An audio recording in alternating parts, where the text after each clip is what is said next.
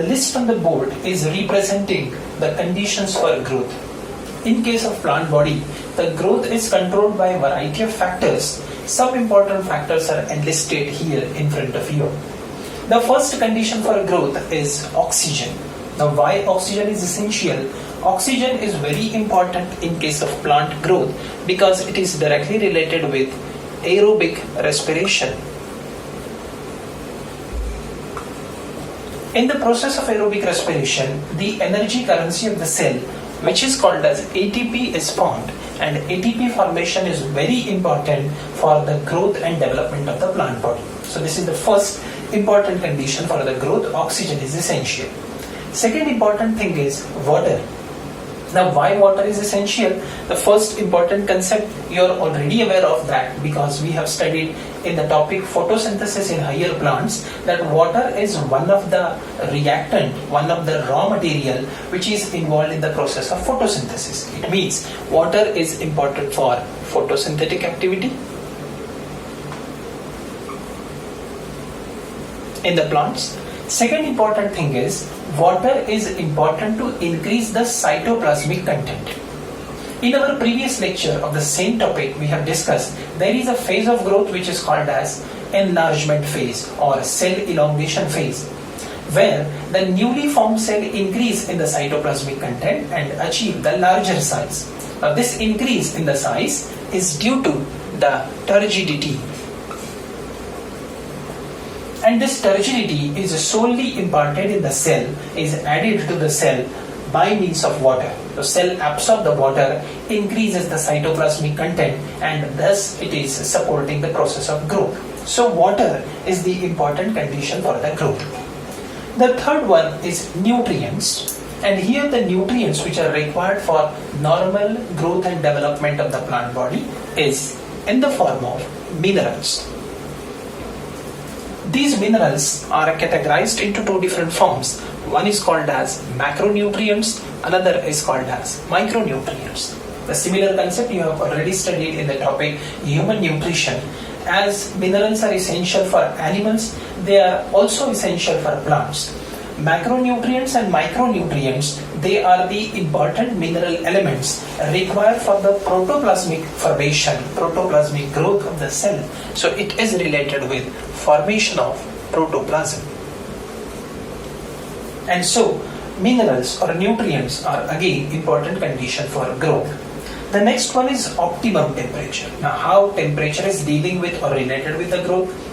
Growth is the collective result, is the cumulative effect of different metabolic activities occurring inside the plant body. So one, for example, we are going to consider, and that is aerobic respiration, and which is related with formation of ATP. Now, aerobic respiration is the metabolic activity occurring in the cell which is entirely driven by or controlled by the enzymatic activities. So as to activate the enzyme to perform the particular biochemical reaction, the optimum temperature is very essential. So here optimum temperature is related with the enzymatic activities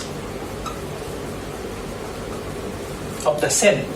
By means of that, by means of enzymatic activity, cell will continue to perform the metabolism, and in turn ultimately the cell or the plant body or the plant part will achieve a certain amount of growth. So it is related with enzymatic activity. Last is the light, is the controlling factor or is the condition for growth, because light is very, very important for the activity in the plant which is called as photosynthesis. This activity is related with fixing the radiant energy or the light energy and convert it into chemical energy and thereby into food. So photosynthesis is related with formation of energy as well as formation of food. And that food material is required for the normal growth and development of the plant body, and hence light is again the condition for the growth. So this list is very important, is very essential to understand when you are going to study, when you are going to consider the plant growth, or you are going to study the plant growth in detail. You must know which are the different factors those can affect the growth rate in the plant body. Furthermore, we are going to discuss three important concepts in this topic, in this lecture. and those are differentiation, de-differentiation and redifferentiation. Out of these three, one we have already discussed in the previous part of this lecture, and that is differentiation. Let us discuss it again. Suppose this is the parental cell. It is related with meristeme, or you can say is related with cambium. It means this particular cell is having the ability to divide and redivide. Now, this cell will divide to produce the daughter cells by means of mitosis. These newly formed cells, they change according to their physiological function. Their structure, the nature of the cell is changing according to the structure or according to the physiological function to be performed by the cell, and that process is called as differentiation. In the process of differentiation, the first important thing which is occurring here is related with thickening of the wall or formation of secondary wall layer. Because meristematic cells, they are having only one wall layer, and that is primary wall, which is flexible enough to support the division process. But when they show differentiation, they become permanent. The cell wall gets thick and thicker, and the cell will lose the ability to divide. Now that process is considered as differentiation. The definition of differentiation is very easy. It is nothing but changing the shape and structure of the cell, which is related to their physiological function. So by this process, by the process which is called as differentiation, different permanent tissues are formed like parenchyma, collenchyma, sclerenchyma, even xylem and phloem. So this process is considered as the differentiation process. We are going to consider that meristeme is differentiated to produce the parenchyma in the due course of growth. Now, we are going to discuss the next concept, and that is called as differentiation. For that purpose, we must know the anatomical details of the plant, which you have already studied in the topic Anatomy of Flowering Plant. I am going to discuss the stellar region of the plant. Stellar region is nothing but the region where vascular tissue is present, vascular bundles are present. In case of dicots, the vascular bundles are arranged in the ring. Suppose this is vascular bundle 1 and this is vascular bundle 2. Many more vascular bundles are present. I am going to focus only one section for the sake of understanding. So these are the vascular bundles. Internally it shows presence of xylem, externally it shows presence of phloem. As this stellar region belongs to dicot, there is the meristematic patch in between the xylem and phloem, which is called as cambium. Now this cambium is present inside the vascular bundle or inside the fascicle, so it is called as fascicular cambium. When the secondary growth initiates in the plant body, it is the requirement that secondary growth must be uniform in all the direction. For example, suppose this highlighted portion, I am going to zoom out here. These are the vascular bundles present in the dicot plants, having the fascicular cambium like this. The fascicular cambium is present in every vascular bundle. Now cambium is related with the division of the cells, and so is related with the growth. Now suppose when the secondary growth will occur, that growth will shown in this region but not in this region, is shown here but not here. So the growth after certain time period will appear like this. So here you can see the growth and here you cannot. But such condition is not seen in the plant. In case of plant, the growth or the secondary growth increase in the diameter is uniform in all the direction, in all the regions of the plant like this. Now how that is possible? Because this particular region is entirely filled with the parenchyma cells.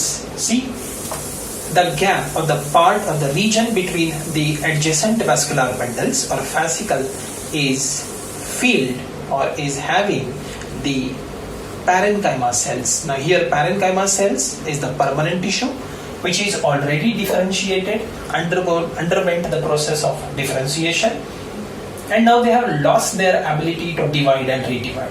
then how the growth is possible uniformly in all the regions of the plant, all the plant part. See, so this parenchyma patch is in a narrower form. It is narrowing towards inside, it is tapering towards inside, and therefore this region is called as medullary rays.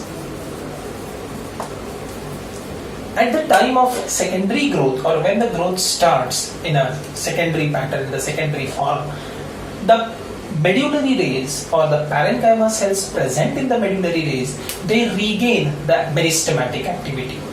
They are already differentiated, but now they change according to the need of the plant body with respect to growth, and they regain their ability of division and redivision. And thus, some cells of the medullary rays, those are obviously the parenchyma cells. I'm focusing here because it is the differentiated part. Now, these cells in this particular region, they regain the ability to divide and form a meristematic patch. Now, this meristematic patch is again considered as cambium, but this cambium is formed between the vascular bundle, so it is called as interfascicular cambium. Now, see the beauty of the process. These cells are basically differentiated, and now they are overcoming the differentiation and regaining the ability of the division and redivision. So, formation of meristematic patch, formation of meristematic cells from already differentiated tissue is called as de-differentiation. This part is important. So, which is the best example in plants to explain the de-differentiation? It is nothing but formation of interfascicular cambium. This is very important part. Now, this interfascicular cambium, as I'm going to explain here in this diagram, already fascicular cambium is shown in the diagrammatic representation. This is the patches, these are the patches of interfascicular cambium. Those will unite together to form a uniform cambium ring, and now the secondary growth will increase in all possible directions in equal rate. So, formation of interfascicular cambium is the best example of de-differentiation, where the permanent tissue, the differentiated tissue of medullary rays or the parenchyma present between the vascular bundle, they are regaining the power, they are regaining the ability to divide and redivide. They are becoming meristematic again. It means they are overcoming the differentiation, they are removing the differentiation, so it is called as de-differentiation. In case of animals or in case of plants, you can take one more example. One example is there in front of you, and there is formation of interfascicular cambium. The similar concept is also related with tumors. What about the tumor formation? In case of tumor formation, already differentiated cells regain their ability to divide and redivide, and hence they are forming the cell masses, cell lumps, what we call it as tumors. So formation of tumors, you can say, or interfascicular cambium formation normally, naturally in the plant body, all those are the examples of differentiation. One more example to state here, and that is related with tissue culture. In case of tissue culture, you are going to select a particular tissue. In our previous topics, we have discussed micropropagation, where X plant, that is separated plant part, is taken to grow on the nutrient medium in case of tissue culture. So this is the medium, artificial medium or nutrient medium. Under aseptic condition, you are placing a small piece of tissue, mostly parenchymatous tissue. Again, parenchyma is a differentiated tissue. When you provide the particular condition, certain requirements, basic requirement for growth in the medium and the surrounding environment, these parenchymatous cells, which are already differentiated, they will regain their power of division again and start division and redivision to produce the cell mass, which is called as callus. So formation of callus in case of tissue culture experiments, development of tumors, or formation of interfascicular cambium between the vascular bundles, these are the best example to explain the process of de-differentiation. Now the last concept in the list, and that is re-differentiation. After achieving the certain amount of growth, the de-differentiated cells again become permanent or again lose their ability to divide, and that process is called as redifferentiation. Means firstly they have removed the differentiation, overcome the differentiation, so de-differentiation, and later on they are again regaining the differentiation, they are again becoming mature and permanent, so that process is called as redifferentiation. Let us explain. Suppose this is the meristematic cell. It will divide to produce the daughter cell. Now this daughter cell will undergo maturation or thickening of cell wall, the process which is called as differentiation, to become the permanent tissue. Now this process we are going to denote here is differentiation. As per the requirement, this permanent tissue is regaining the meristematic activity for the growth and development. Now this process of regaining the meristematic activity, I am going to connect in this way. Regaining the meristematic activity. Now this particular concept is related with de-differentiation. And after completion of certain amount of growth, this differentiated tissue, de-differentiated tissue is again converting to permanent. Now this particular part, this particular concept is related with re-differentiation. In this way, to understand the growth in the plant body, these three concepts are very important. You can use the flowchart type of concept. I have explained in detail here also. Differentiation, I am going to repeat it again. Differentiation is the process of change in the cell structure according to their physiological function. In this process, thickening of cell wall occur, and due to which the ability of division is lost by the cell. De-differentiation is overcoming the differentiation and regaining the meristematic activity again by the permanent tissue. And redifferentiation is again becoming mature and permanent tissue from the de-differentiated tissue or the de-differentiated cell, which is again represented here in a simpler way. So this part is very important, very essential. You have to learn it by heart. Let us discuss one more important ability of the plant, and that is called as plasticity. Plasticity is the ability of the plant body by which they give response to environmental conditions,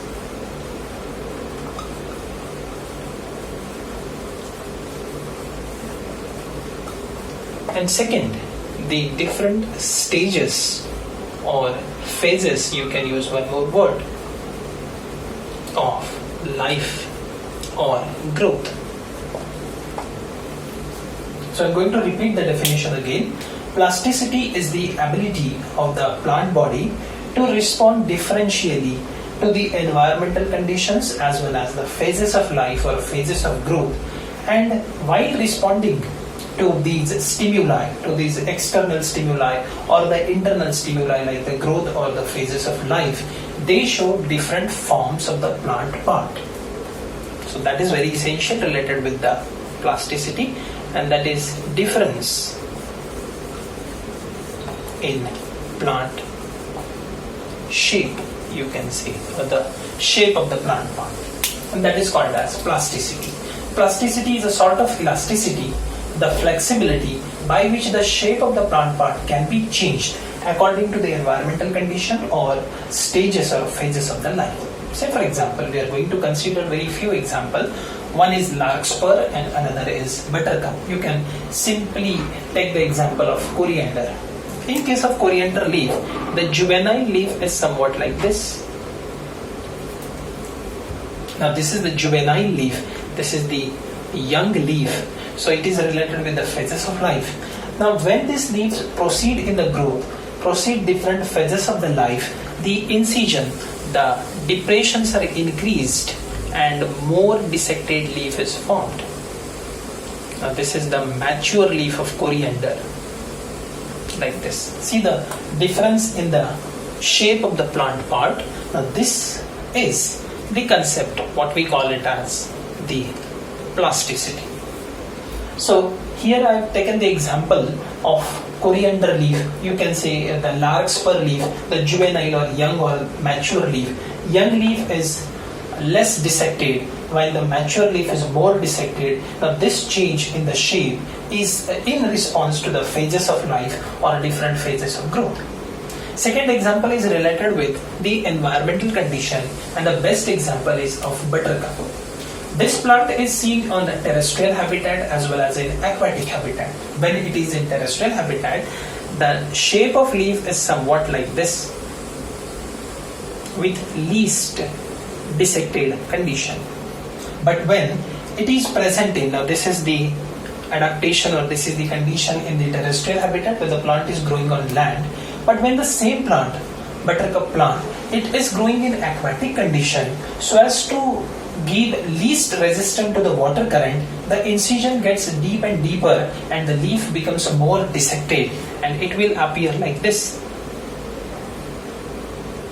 Now how it is possible for the same plant to grow in a different way, in a different conditions or in the different phases of life? This is the land condition and this is the aquatic habitat of the buttercup.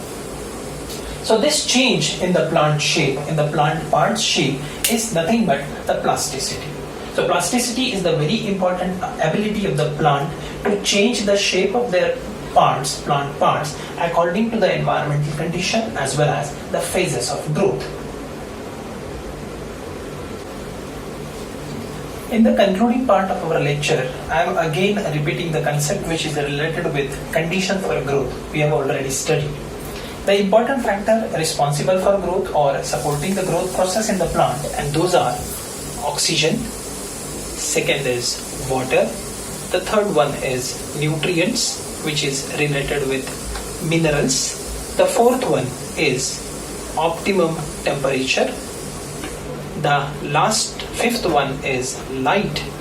I am going to add one more member, one more condition for the growth in this list, and that is the phytohormones. Now these phytohormones, these are the organic substances produced by the plant, and these phytohormones are actually the plant growth regulators. They are regulating the growth in the plant in both positive as well as negative manner, and therefore phytohormones are categorized into two types. First is called as promoting, or these are the growth promoting phytohormones, and the second is called as growth inhibiting phytohormones.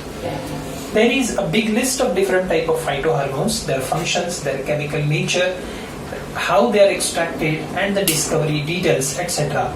We are going to discuss different types of phytohormones in detail in our forthcoming lectures.